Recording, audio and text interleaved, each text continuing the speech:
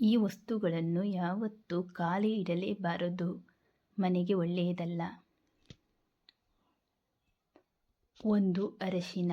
ಅರಶಿನ ನಮ್ಮ ಆಹಾರಕ್ಕೆ ರುಚಿ ನೀಡುವುದಲ್ಲದೆ ಆರೋಗ್ಯವನ್ನು ಸಹ ಕಾಪಾಡಿಕೊಳ್ಳಲು ಸಹಾಯ ಮಾಡುತ್ತದೆ.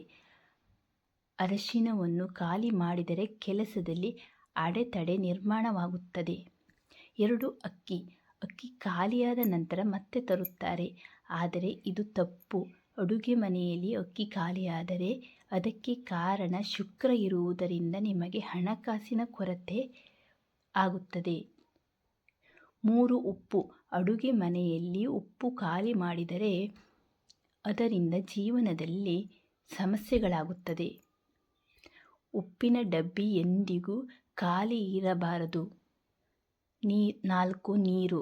ನೀರು ಯಾವಾಗಲೂ ತುಂಬಿರಬೇಕು, ಆದರೆ ಸ್ವಚ್ಛ ಮಾಡುವಾಗ ಬೇಕಾದರೆ ಖಾಲಿ ಮಾಡಬಹುದು.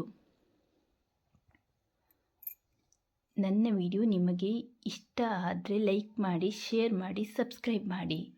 ನಮಸ್ಕಾರಗಳು.